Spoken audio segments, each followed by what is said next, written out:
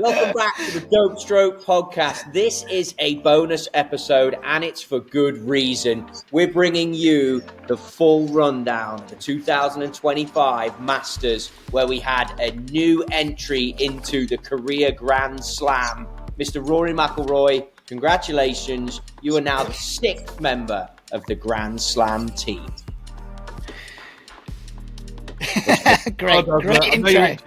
No, I think it's a great intro there, Trottie. Very hyped up, obviously super enthusiastic to talk about this particular episode.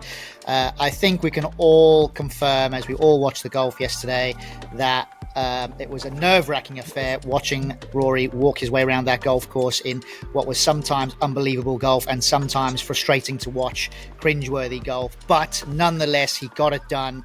I actually think this could be the gates wide open for him to go on and be even more successful than he already is, because now there is absolutely no pressure. He never needs to win another major again, which means I think the monkey is off his back, and I can predict, or I feel like I can comfortably predict, more major success on the horizon. That's my overall view, but I tell you what, it was a thrilling watch. I watched everything from Thursday to Sunday. And I thought Saturday's golf was out of this world, especially with Rory's fast start that day. But Justin Rose yesterday, what a day. Solid 66, holding that birdie down 18 to make sure he was in that playoff. Obviously, he didn't know that at the time. But what an effort from Rosie. Obviously, the likes of Trottie, and I know Rosie, Trottie much more than I do, but utmost respect for what he's been able to do with his career, and it's almost unfortunate that somebody had to lose. But nonetheless, Rory McIlroy, what an achievement. 6th person on a very prestigious list. I think we can all agree that is just, watching history right there last night on the sofa was a fantastic thing to experience, for sure. I mean, there's so much we need to talk about, and I'm obviously going to get into the win and what it means for Rory and what it means going forwards. But just to zoom out a little bit, I've been wrestling with this for a few years, and I feel like I've had a bit of peer pressure being from England, being British. But I think I'm ready to admit it. The Masters, it's the best major. And it's not even close, boys. It is the best. It's like, in terms of a product, watching it, the course always looks great. It always seems to throw up the best leaderboards. It always seems to throw up the best storylines, the biggest dramas. It's the best. It is. Yeah, I do think there's a lot of nostalgia attached to the tournament, though, more so than it being the best for me. I mean, I actually think that the Masters is the best major, with one exception, and that's when the Open Championship goes to St Andrews. Yeah, I'll give you that. I think that's the only time I feel like it is different. But I think it's because you build up a different type of emotional connection to the Masters. In fact, I'll tell you this is quite interesting, by the way, little business end stat. But normally with all of the other majors, because if you think about like the USGA, they're looking after and governing amateur golf across the US. You've got the PGA of America, obviously similar thing in the pro game. You've got the RNA setting rules, internationally, and looking after the amateur world. They have very different objectives and motives when they run their majors. Whereas the Masters is so Augusta National orientated, they do not need to sell their TV rights. In fact, they pay for them. So rather than making $100 million a year on the broadcast revenue, what they do is that they pay for the production costs to CBS, and they then use the money that they spent. They then split that between their sponsors. So like, Mercedes and IBM, etc., and Rolex, and they actually pay the bill. Now, the reason why I think that's quite important, and the reason why I think that adds to the nostalgia of the tournament and how fans experience the tournament, is because the Masters or Augusta National is totally in control of the broadcast, and they get what they want. So, there's no going off piste from a broadcaster perspective. The broadcaster are told, you will be doing this and you will film from this location. This is what we want to present to the world, and they're in total control of their brand. And I think that adds to the I suppose the magic of Augusta, and it adds that sort of dimension and narrative that the other majors literally just cannot do, because they are more reliant on revenue than Augusta National as a golf club would be. So, just from a business end, that's what I think also plays into your current viewpoint, Bubs, that the Masters is the best major.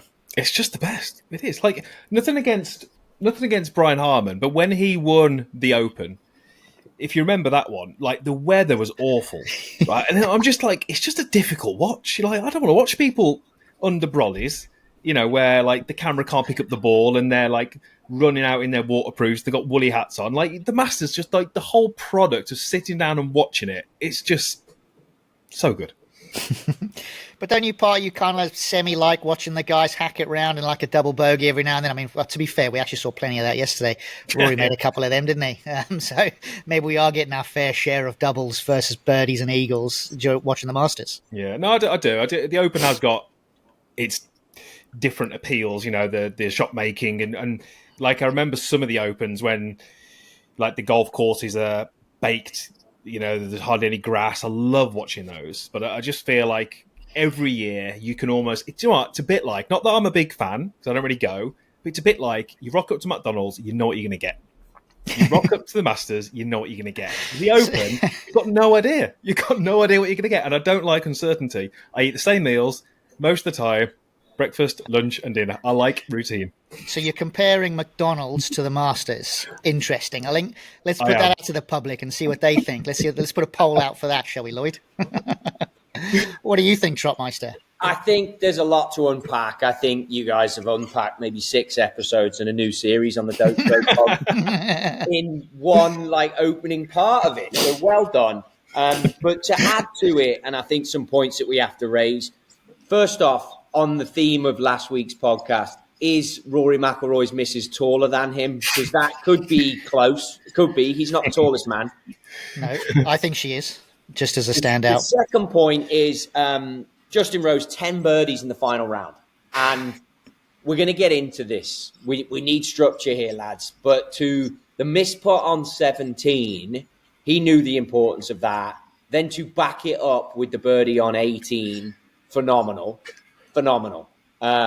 Without doubt. To hit that fairway now in the way they've designed that golf course at the ball speed he has, the 2 tee shots that McIlroy hit, one in conventional play, one in the playoff, fantastic. We shall cover that with the loose shots that he hit earlier in the round.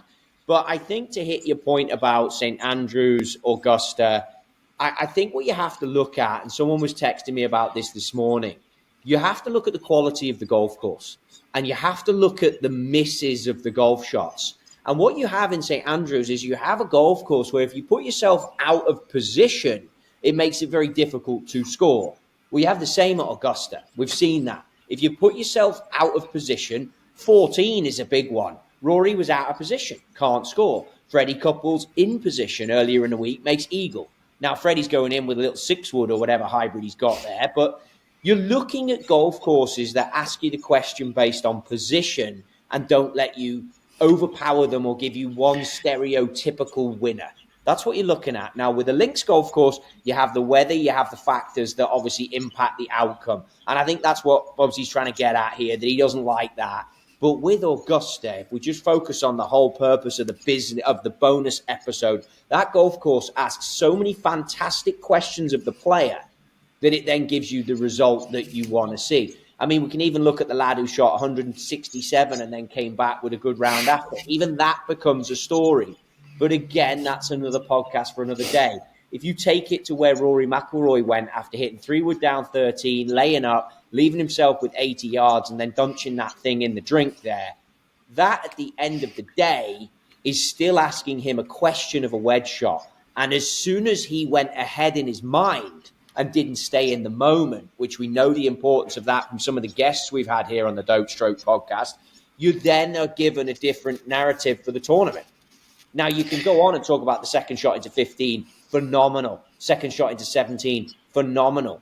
No doubt. And you've got to give Harry, the caddy, a shout out for 17, because at the end of the day, Rory wasn't convinced that was the right stick.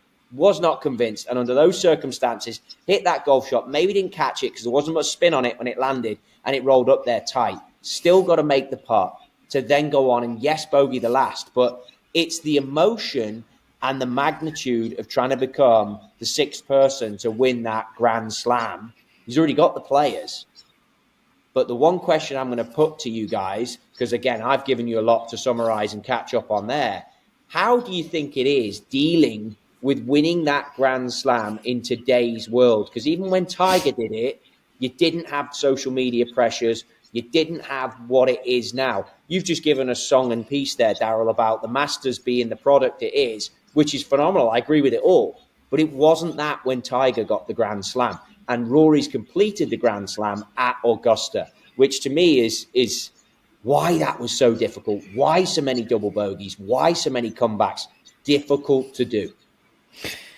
Well, I do think that for him to be able to achieve the career Grand Slam, as much as I've seen a lot of the interviews over the years and however much he's tried to downplay it, and for good reason, by the way, to try and remove as much pressure from himself as possible, you could see straight away in the interview with Shane Lowry that took place after he'd won, as in Rory McIlroy won. Shane said it's all he talks about is winning Augusta. I can retire after winning Augusta. And then you could also then tell when Rory was in the media center giving his press release, not press release necessarily, but his interview, talking about what are they going to talk about next year now that he has won the Masters. All of these things, I just think the pressure is now off. But just imagine the weight of that expectation when you tee up on one and you walk off the first hole, double bogey. It's like emotional. Then you got a fairly straightforward, and I say that very loosely when I say fairly, and I'm talking about a fairly straightforward for a player of McIlroy's caliber to hit it in the water that he did on 13 from 86 yards. Again, what is he thinking in that moment as he's walking onto the green, thinking, geez, I could have lost the tournament here? Is he even thinking that? But he's not in the moment. He's not in the moment. That's why he's dunked it in the water. Exactly. Yeah. That's my point. But he's going through every possible emotion throughout the entire round, and still, and this is where I think that the core talent comes out, is that, and to your point, Harry Diamond playing a probable and very likely pivotal role in this, getting him to go, look, Rory, you're not saying it as easily as I'm saying it to you now, but look, Rory, you're currently outside of the present. Let's get you back into the present. And the three of us have all read the Dr. Bob Rotella books, and that's who he's been seeing from a psychological perspective. And I can tell you now, from everything that I've read about Dr. Bob Rotella, everything is about just staying in the moment. What you can tell us is that you're the best putter in the world. I am the best putter in the world, and I've told myself doing that while I've been sleeping. So yes, Trottie, you little scheiße. I actually had that written down on my notebook here to address that, because you two clearly have your little joke that's between you two, and I thought you can't just have your little jokes between the two on the podcast, and we're gonna dive into that later. No, I'm going to ruin it for him. That's what I'm going to do. So when it's time to talk about it, I will tell the story. Oh, okay.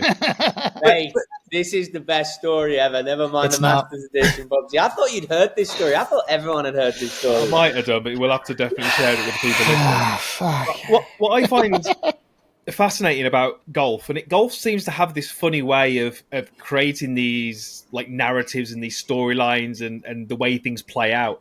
And you look at, from him stepping onto that first tee on Sunday and him winning that green jacket was like, 5 hours, right? Call it 5 hours. But that 5 hours was basically the last 11 years condensed into 5 hours. It was, walking up the first tee, basically he's just bagged 4 majors. He's the best in the world. And then he suddenly goes and doubles the first. He's straight back down to earth. Then he's got to overcome that, get himself back into position, thinks he's going to do it, another loss. And it was almost like it was just those 11 years condensed into 5 hours of so many highs, so many lows, so many times where he had to compose himself, regather himself, go again. And it just feels like it was a great way for him to do it. Rather than sort of running away with it, the 5-shot you lead, it was almost like it just encapsulated the last 10 years. And I think for me, I watched that and I didn't feel like I was watching somebody win the Masters and somebody win a career Grand Slam. It felt like it was more than that. It felt like watching someone of 10 years and watching their heartbreak and their misses and their defeats, but seeing someone like determined. And we watched him get to the pinnacle of the game, become world number one and win the majors, but then we saw him throw them away, and we saw him take some heavy losses and some really difficult moments, and we saw him battle back. And it just felt like he did all that and he kind of took us with him. because Tiger didn't do that. Tiger was very much kind of kept himself to himself, never really got to feel or never really felt like you got to know the real Tiger. Rory's done it a very different way. Rory's taken us on that journey. We've been there with the highs, we've been there with the lows, and it just felt like it was a bit more than watching someone win the Grand Slam. It was watching someone that we feel like we know, even though we don't. And it felt like, for me, it felt like I had a little bit of part of it in that. And it was just incredible. Such an incredible day. It's almost like an underdog story. Some of the insights that I can add here on this, though, I think you got to look at your life and the differences between like where Tiger was at and where we were at in age. So Tiger's a little older than us, maybe half a generation above us. Icon, right? Someone that you look up to. Rory's probably half a generation below us. And I think that he gets those 4 majors early, and then a whole array of doors open for him. So having, you say we don't know him, but obviously I've been around him a lot, and having seen the different people come in and out of his life, from the Chubby Chandlers at the start and ISM through to him building his own team that is the Rory McIlroy effective team that he mentioned and alluded to when he won this. But then it's the pressures of winning the tournaments but going down in history. And I think one of the things that became apparent to me that might not be well known, like the surge of Brooks Koepka hurt Rory, because Rory had 4 majors quickly. And then all of a sudden Koepka comes out, wins all his majors, and he doesn't feel like that's a fair representation of where their careers are. Now, Koepka's obviously had the live thing, some well-advertised injuries. Now he's obviously got a child himself, so there's a few difficulties there with time and different emotions that brings in. But this also cements for Rory commercially. This puts him on a level where there's 5 other guys in all time, not even alive, all of them, that have done this, So this is a level again. And I think the point Daryl is alluding to, where this could really take the shackles off, this could go nuts from here. It could do, if he wants it to. It really depends, because now what is the desire? And a key point in that interview was when he said at the end, because I watched all the interviews, you boys might have gone to bed, but he was like, basically, I'm going to be putting this thing on myself next year. Pretty much that was how he spoke in that interview. Now, you could argue that you'd be sitting there and say, Shane is a great friend. He's got a chance of winning this. Rosie, fantastic. Do it again next year. Nah, I'm going to be putting this thing on again next year. That's where his head's at. Again, I talked about it on earlier shows. The ability, when you've got a company like TaylorMade as well on your shoulders, to be in the new woods. Like, I'm going to go there with this. Him being big enough to stand up and go, I'm sticking with my driver from 2024 and I'm going to make this thing work, because I'm going to create you an iconic image that will last forever. Don't worry about it. I'll get that done in repayment. Kind of is repayment for TaylorMade as well, to be fair, and the other sponsors. I mean, the Nike advert that ran last night on social media about the pimento cheese sandwich, and then obviously him, amazing. Yeah, I agree. And I think I just watching how Rory plays the game and how he is very much a go for broke kind of guy. And I think now the pressure should rightly be off his back now. You've got the USPGA this year, Quail Hollow. You've got the Open Championship at Port Rush. Both of those venues he has had success with, either as an amateur or as a pro. I know, obviously, the last Open Championship at Port Rush, which Shane Lowry won. I think there's so much pressure for him to try and win that event, but the pressure's off now. And I can just see him playing golf with so much more freedom. And I just think the natural ability and natural talent he has is so deep and rich. There's just no way. I can't see him not winning another major. But even if he doesn't, it's a brilliant career. But I just can't see him not contending in all of the majors this year, based on at least 2 of those venues. After the win on Sky Sports, they were talking in the studio, and they were saying how he will never play another tournament with that much pressure. And I was thinking, I'm not sure about that, because he goes to the US Open, Oakmont, wins that, goes to Quail Hollow. He's won there 3 times, picks that one up. He's there going to Port Rush, where he shot 61 as a 16-year-old for the Grand Slam in the single year. Tell you what, there's been some pressure there. He could be rocking up to Port Rush with 3 in the bag already. I could see that too, but the pressure isn't like this. No chance. Yeah. 11 years of hurt here. Like if you start winning multiple majors in the same year, your confidence is up. I don't think you have the same level of pressure. No one's done it in the calendar year. Yeah. Ever. Well, hang on a minute, mate. You're missing the players as well. Like Tiger's done it with the players. Tiger's had 3 majors and the players. No, he's had all 4 at the same time, hasn't he? He's had 4 at the same time and the players. Yeah. And Rory's won the players, hasn't he? Yeah. Yeah, but not in the same year. But you're right. But on the same note, I'm with Daryl. I don't think the resilience of the guy. I mean, Rosie's resilient too. You've got to keep mentioning Justin, but it's just bonkers. It really is. And Rosie with like the absolute way in which you should accept defeat. I think that was a fantastic lesson for a lot of kids out there watching as well. That must have been hard to do. I tell you, yeah, his comment, did you see what he said to Rory as soon as they finished? Where he, just for the people that maybe don't know, he essentially said, after Rory had holed a winning putt and they exchanged a few words in a handshake, he essentially said to Rory, "I'm so glad that I managed to witness history today." And I think that just shows the absolute class of the man. And I always look at Rory at Justin as the ultimate professional. He's never left a stone unturned in order to make his game better, whatever that might be, whether that's mental, physical. I saw something the other day about him trying to rejuvenate his cells with this kind of like sunbed looking thing. Every single thing. He's just the ultimate professional. And I think that shows not just in the way that he plays the game, but the way that he carries himself throughout the game to the public, to the media, and to his fellow competitors. I think he's an absolute asset of the game. And, from a European perspective and Ryder Cup perspective, he's been huge as a personality to have around in our area. And I think it just goes to show how strong Justin is and how hard it must have been for him to, at least take second place, but do it in the way that he did. Hats off. What a guy. I mean, you just got to... That's back-to-back now. Second in the Open last year. So tough. I mean, I love Rosie. I've loved him for a long time. He's great to watch. I think off the course, like you said, Darryl, he's a great guy. And I genuinely felt a bit of guilt last night because that's the first time I've ever been rooting against him and against Aberg. I've never done that before. I want to ask Trottie, because obviously me and Daryl, we get Sky Sports, we get all that kind of feed.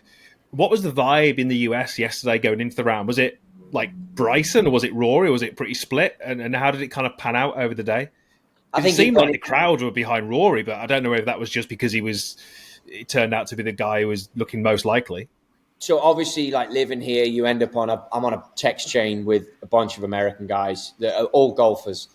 I think very much it was Bryson at the start of the day, very much. And then the double bogey happens at the first. And there's the memes going around about how he's choking and didn't expect him to throw this away this early. Now, not just taking it from the pilot group of guys on a text message that I'm on of various people here, but it's sensed like the crowd watching the TV and the commentators were like, other than Wagner was big Rory. Obviously, McGinley comes on over here a little bit. He was big Rory. But it switched as the day went on. And I think that we kept getting visuals, I don't know if you had it, of the leaderboard changing. And when they put the scores up, they were cheering Rory's birdie on 15 and they were cheering the birdie on 17 on the scoreboard. So it ended up being very pro-Rory. I mean, even people chanting his name at the end. One of the interesting things I saw as we dissect the media afterwards, and I don't know if you guys saw this, but was Bryson complaining about how Rory hadn't really spoken all day. I mean, I thought that was interesting. I thought Bryson going the putting green in someone's house the night prior. I mean, ultimately, you got to focus eye on the prize. It kind of took me back to like a 90s feel with Faldo when I read that comment or saw that comment that Bryson had said. I mean, Rory wants to get this done. And he's not going to back down. And if not talking to your playing partner I kind of thought it was a bit of a weird one from Bryson to say that. I understand that he plays the public amazing. I saw his walk onto the tee at first was after Rory's. I didn't love that. I think it was planned. Out of those two, I'll be honest, I was pulling for Rory just for the Grand Slam. It got tricky for me in that playoff because obviously I like Rosie a lot. So that was a hard one because I don't know if Justin will get back there. To Daryl's point, you've got skin cell things. You're driving around with ice baths. I mean, yeah, he's 44. He's certainly not done, but it's hard to compete against 190 mile an hour ball speeds. I mean, he went into the last with 8 iron. Rory's hitting gap wedge. That's a significant difference. But in answer to your question and to come back with it, I think Rory was the favourite for sure among the people. Personally, I didn't like that Bryson whole situation afterwards. I also didn't like that social media dived on that. I didn't like that whoever the journalist was asked that question. I think at that point in the aftermath, it's all got to be about Rory. And even Shane accepted, who's just awesome with the media. Obviously, you saw him maybe get Colin Morikawa's words right about responding to media. And he took nothing but time to speak about Rory, another class act from a fellow tour player. I don't know what you guys' take on those subjects is. I think with the Bryson comment, it was post-round, and he'd obviously just taken what he would have considered a great opportunity to win a major and effectively thrown it away. But just to the point that Daryl was making there about Rosie, he could have answered that in a completely different way. He could have just said that, we didn't talk, but we're not there to talk. We're out there to win a golf tournament. Done. He doesn't have to turn it into a negative. And you just kind of think, had that have been asked to Justin Rose, he wouldn't have answered the same way that Bryson would have answered. Now, I like Bryson, but exactly what Daryl said, Rosie was probably in a more difficult situation, literally in a playoff and seeing it slip away, but yet had, the balls to do the right thing, even though, and I think that's, in general life, isn't it? Like, you can have your head and your heart. You could be emotional, but your head can tell you that's not the right thing to do. I need to say this. And I think sometimes when you do speak to golfers post-round and it is raw, you're going to get the emotional stuff and the head can't get in the way of that. And that's probably why the journalists like interviewing them post-round. But it puts the players in a really difficult position because they're going to say something that they don't want to say. Yeah, it's quite interesting. On the day before, when they were interviewing Shane Lowry and they kept talking about Rory McIlroy, and then he made comments. I think his views are valid, though. You interview a player straight away as soon as they're off the golf course, you are likely to get the highest emotional reaction. But I tell you what, that's the name of the game. It's as much as we call sport, it's an entertainment business. That's what we're in here. So you kind of almost got to accept that a little bit. And as fans, I think we kind of like that little bit of rivalry, and we quite like that honesty, which is what, let's be honest, we've had from Rory for the last however many years. We've always had honesty from Rory, whether we like it or not. And sometimes I don't like some of the things that he said, and sometimes I agree with him, which is no difference to any other player, any other person that we would have met in the world. But yeah, I think it's quite interesting. That is why you connect with him, and that exactly. is why it makes it human. That's why Tiger was harder to connect with, and going 100%. Back 10 minutes, even in this podcast. That's why Chrissy Boy sat there going, I felt like I was on this journey. I think that's why, and many people have the same opinion as Chris. You're living and dying with Rory. You are. Yeah. You just are, And I think, you only have to look at other sports to see the same types of things. John McEnroe, they still talk about John McEnroe now, even though, he's obviously won a whole bunch of Grand Slams. Great. But it's his personality that people remember. Michael Jordan, I know he's obviously a super successful basketball guy, but it's the personality. It's the desire to win. And there's a whole host of sports where you see the personalities. And to your point, Trottie, that's where you get that really strong emotional connection. And just relating it a little bit to the stuff that I do professionally, that's why brands invest in sports, is because that's the best way to connect with people emotionally. And I totally resonate with how these things play out. But I do have something I want to bring up or really ask you guys what you think. And I appreciate it's going to be a bit of a controversially type of question because it's related to the golf course itself. Now, just watching the golf as I did and seeing so many brilliant shots, and it was amazing. And I'm not saying I'm looking through this lens from my own opinion. I'm just thinking about what you guys think about this. But when you see some of the shots that we saw, and some of them, the ball is coming pretty close to rest, very close to the pin, and then suddenly rolls off the front of the green, etc. Do you think if it wasn't Augusta National and it didn't have the history, and that golf course had just randomly been built in, I don't know, some other country, France or wherever it is in the world, do you think the golf course is a fair golf course for the players to play? Yeah, and that's the way it's meant to be designed. For the simple reasons that I said earlier, other than 18, for tour level golfers, visually, how intimidating are most of those tee shots. Now, I'm not going to make everyone go through it individual hole by hole, but there are places you can hit the tee shot. You pay the price. If you don't hit a big draw down 10, you got a longer second shot. If you don't hit a big draw down 13, you got a longer second shot. Having stood on 11, difficult tee shot. Having stood on 18, difficult tee shot. But it's a fair golf course. But if you hit it in the wrong place, you make a high number. Now, the defense of that golf course, like a lot of courses in America, American golf is not like UK golf, is the swinging greens. Pace putting becomes essential. If you put it where Bryson put it on 3, 2, then you're going to pay the price. If you hit it in the wrong places, you're going to pay the price. If your long game is off, which Bryson said his was, you're going to pay the price.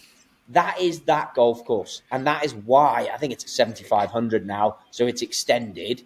But that is why it hasn't had to extend for so many years. Okay, so that's really interesting, right? Because you're okay. I understand that. So when we're looking at it through the professional level, the elite of the elite, obviously a small field anyway, as an invitational tournament, less than 100 golfers that play that tournament, always the best players every year, which is why we always get a really good winner, or generally get a really good, high profile winner of the Masters. I get that.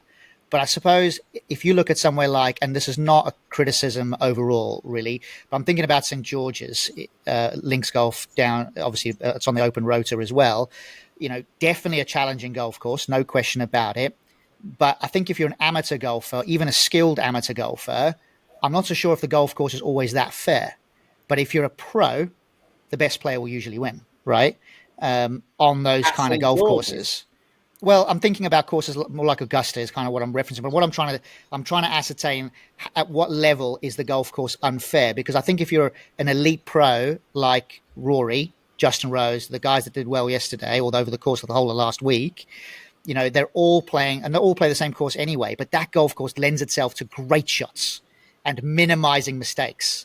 Whereas I think on some other courses, you can sometimes be rewarded for maybe bad shots, but you can also be heavily, unrewarded, shall we say, or penalized for what could be really good shots. I think the only time we've ever really seen unfair golf courses is US Opens. Yeah. And they're intended to be that way. Golf is a freaking arsehole of a game. You know what I mean? And if you're out of position, you're going to pay the price. US Open, you can get killed just because. See, I know the field at the Masters is a smaller field, and it's essentially handpicked, and so it's a stronger field overall, even though you've probably got some past winners who aren't going to win.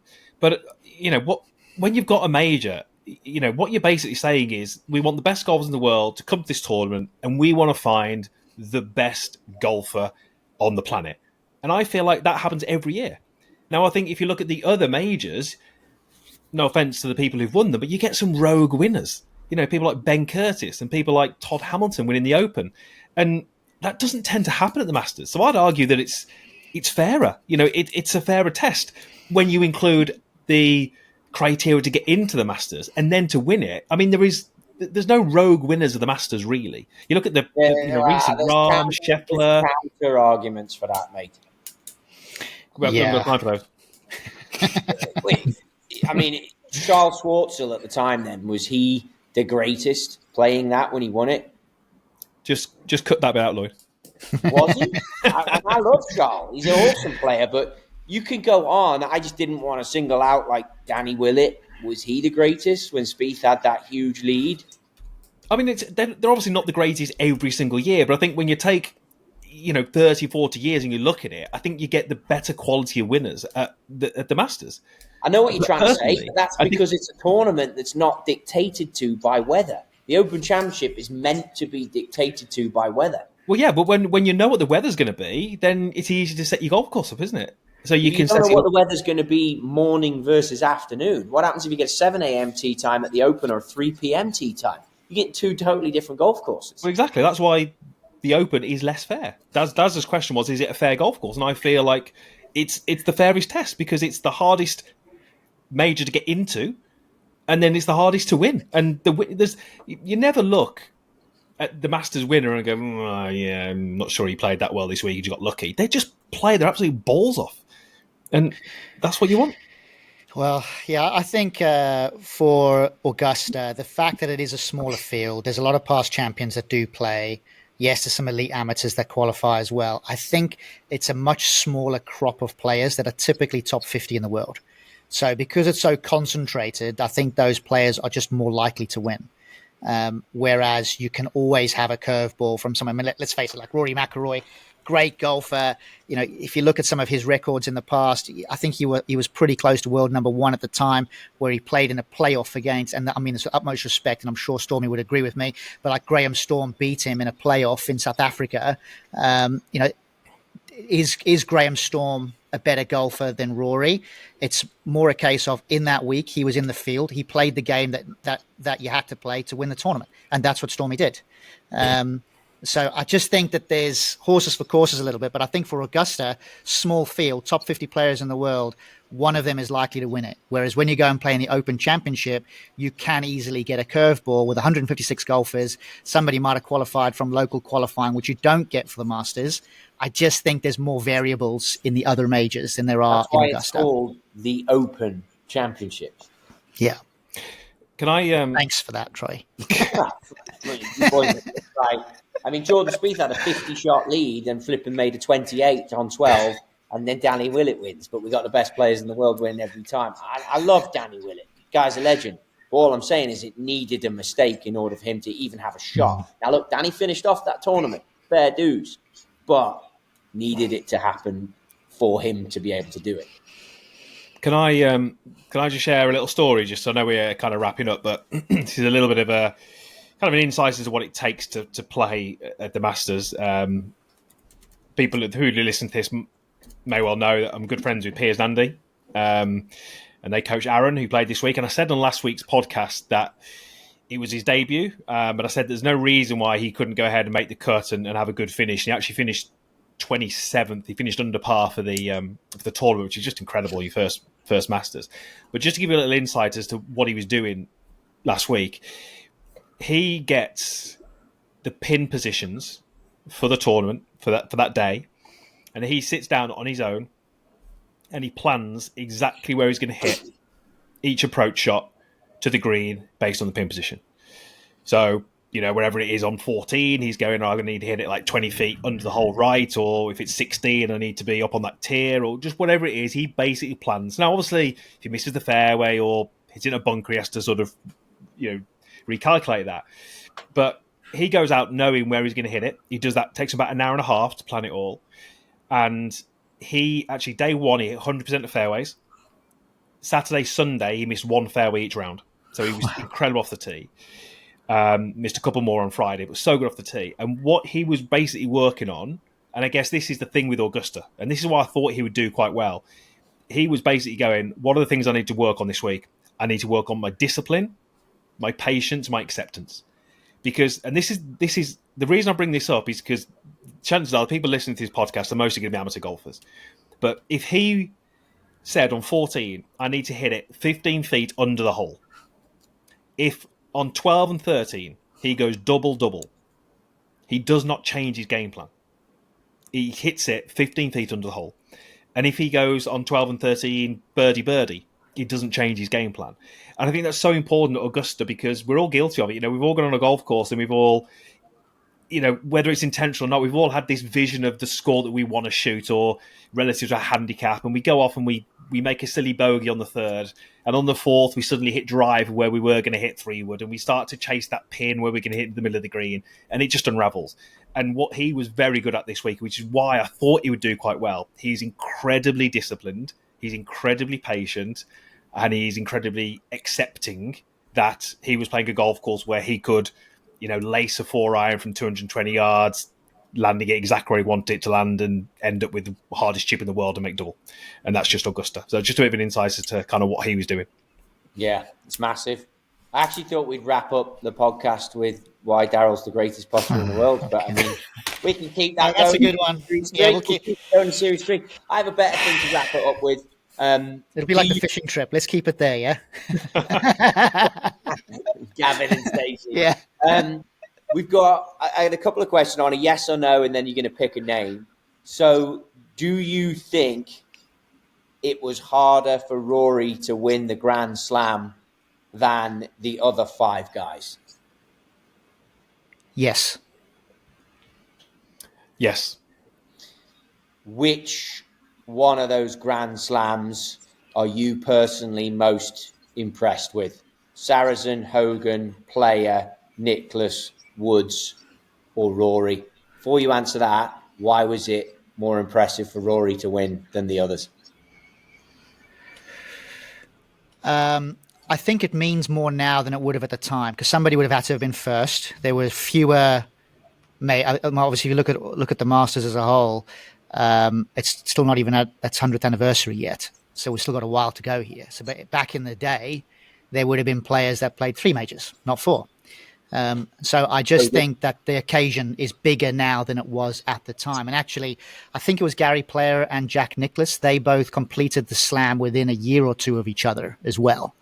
So yeah. No, I've got it here. 61 to 67 for Player and 63 to 66, 62 to 66 for Nicklaus. So 1 year. Yeah, I was right. 66 and 67. Yeah.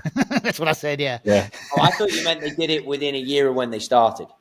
No. A year of when they completed the Grand Slam. There's been a lot of people that have won 1 major that have technically started their career Grand Slams. So to complete it within a year of each other, I don't think at that time would have been considered as big of a talking point as it has been probably since Tiger did it, I would say. I think it's a tricky one to answer because you feel like Rory's accomplishment is better because of how hard it was, but that suggests that Tiger's wasn't because he just did it easily. So surely his is more impressive because it wasn't stressful, because it was a breeze. So I wasn't privy to watch those other guys do it. I feel like in terms of a storyline, Rory's was more impressive because it was an 11-year story that we were all on that journey. We grew up watching him and we were on that journey with him. But I'd probably say Tiger's was more impressive just because he did it like that. And even Butch said last night on the Sky Sports coverage, he said, Tiger, he said it was never that emotional for him as a coach because Tiger just breezed through the majors. So Tiger's was probably more impressive, but as a storyline and something to watch and be a part of, Rory's was better for me. Yeah, I think for me to win the career Grand Slam for the first time, I think Rory is very impressive. But let's not forget those other guys have won that career Grand Slam multiple times. Yeah, it's not just a once. Yeah, that's the thing. Look how many times Jack Nicklaus has won all of those majors. Tiger Woods, all of those majors, 5, 4, or however many majors it is per type of major. I just think the way that Rory went about it is the impressive part, but to really, I'm not saying cement his place in history because it's already done, but it's how he then, or if he's even able to achieve multiple career Grand Slams, which then matches him with the other guys even more so, which I think is possible for somebody like Rory. He's 35. It's possible.